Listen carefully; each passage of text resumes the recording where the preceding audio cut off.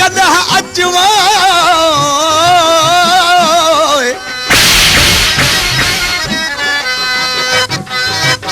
बीमार पियो आहियां पुछण लाइ त कॾहिं अचु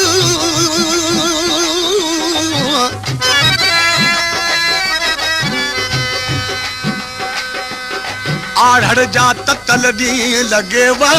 बि कोसो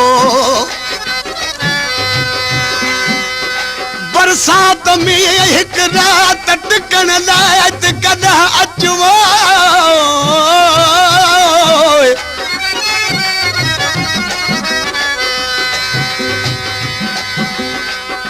कुर्ब जी काती ऐं नाज़ जो खंजर कढी जलाद थी जल्दी कुहण लाइ त कॾहिं अचु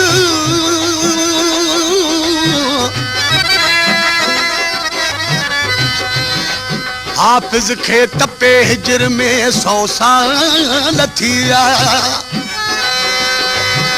बचंदो जा मरी वेंदो ॾिसण लाइ त कॾहिं अचु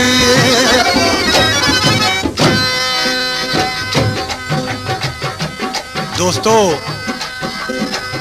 यो हर कोई मानू चवंदो आहे त जनी लाइ मुआसी से कांधी न थिया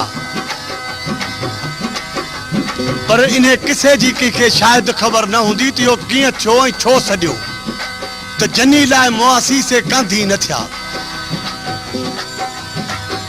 आशिक़ वीचारो जॾहिं बीमार थियो इहो किसो तव्हांखे सही करे थो ॿुधायां आशिक़ वीचारो जॾहिं बीमार थियो पंहिंजे माइटनि ऐं दोस्तनि खे चई त मूंखे पंहिंजे महबूब जे मुल्क ते खणी हलो आउं उते मरंदुसि जो मुंहिंजो महबूब मुंहिंजो कुल्हे कांधी थिए ओ मुंहिंजा सजण ईंदे कदम मूंखां पुछण जी वास्ते मुंहिंजा मिठा ईंदे कदम मूंखां पुछण जी वास्ते देर नाहे त मुंहिंजी दिलि पर देर नाहे त मुंहिंजी दिलि देर नाहे त मुंहिंजी दिलि पर दम ॾियण जी वास्ते मुंहिंजा मिठा ईंदे कदम मूंखां पुछण जी वास्ते मुंहिंजा सजण ईंदे कदम मूंखां पुछण जी वास्ते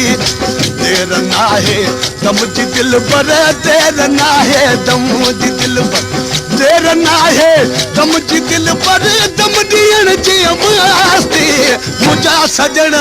ईंदे कदम मूंखां पुछण जी वास्ते मुंहिंजा मिठा ईंदे कदम मूंखां पुछण जी वास्ते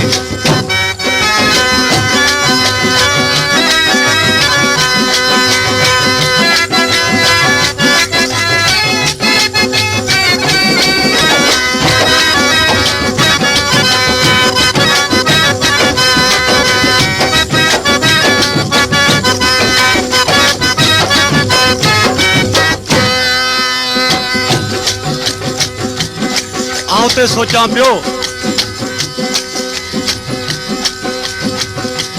जे मुंहिंजे मथां मौत आयो त हुनखे छा चवंदुसि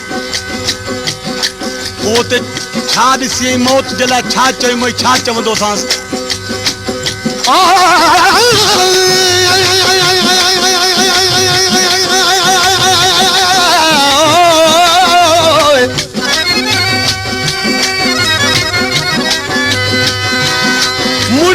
मौत मोकल दे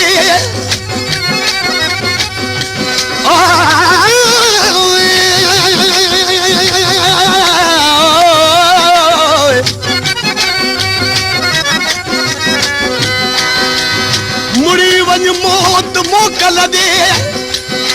घड़ी खन यार सां मिलंदुसि